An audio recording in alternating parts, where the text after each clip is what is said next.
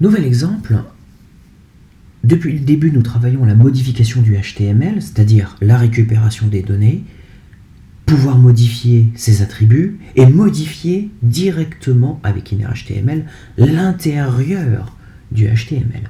Cependant, il est tout à fait possible de également modifier du CSS, modifier le style. Alors on va se faire un petit exemple. On va créer un nouveau document encore, que je vais appeler 17-css.html.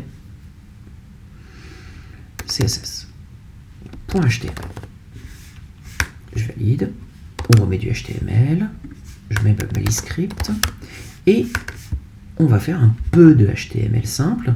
Je vais mettre donc ici une div, que je vais appeler zone, on va pas trop se prendre la tête. Juste avant cette zone, on va y mettre un input de type texte, de type button. On va mettre un button. Voilà, tout bêtement. Bim.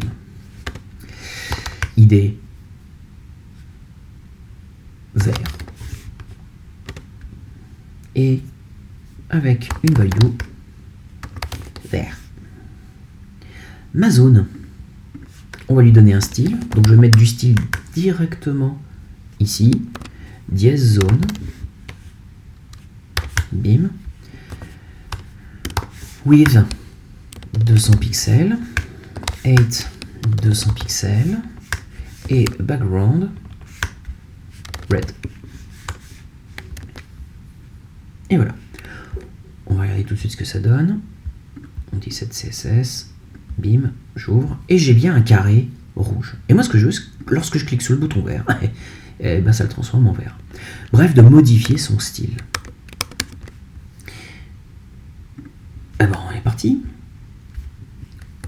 Var button est égal à document.querySelector, dièse, bah, on l'a appelé vert, le bouton, hein, vert. Ensuite, button.onClick est égal à function, j'ouvre les parenthèses, j'ouvre mes accolades, et ici, on va lui mettre la modification de la zone.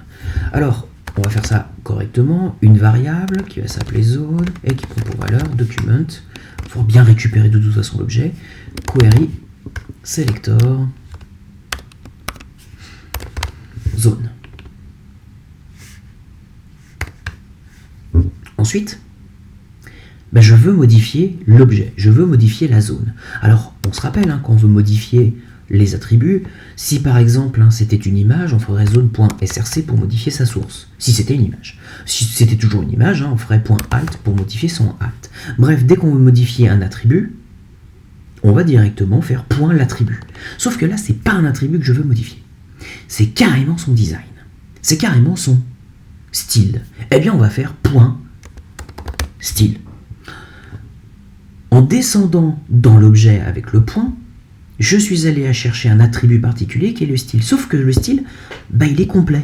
Ça comprend tout le style de la zone. Ce que je lui ai donné, le fait que ce soit une largeur et une hauteur à 200, le rouge, mais également tout ce que je ne lui ai pas donné, qui est de base dans le style du navigateur.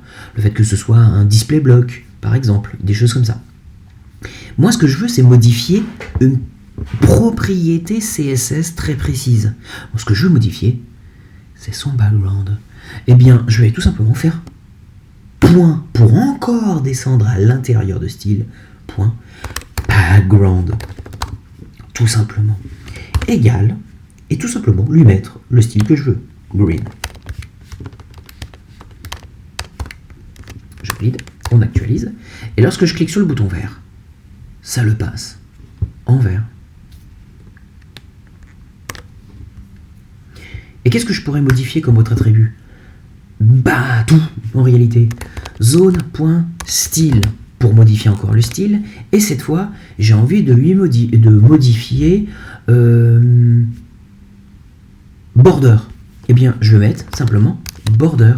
Et derrière, faire égal et mettre, entre guillemets, tout ce que j'aurais mis pour modifier une bordure.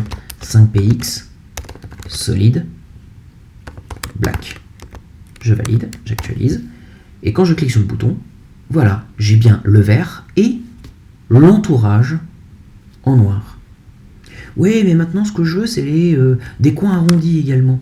Eh bien, ce serait zone.style. Et là, il y a un problème, parce que les coins arrondis, c'est border-radius. Le problème, c'est que le tiret, là, il est considéré comme un moins, et le système ne va pas comprendre. Lui, il va prendre la propriété border, et il va y soustraire le mot radius, et il va penser que c'est une variable. Bref, ça ne va pas fonctionner. Et bien, pour les mots composés en CSS, on va utiliser le camel case, encore une fois, border, radius est égal à 20 pixels, entre guillemets, bien sûr.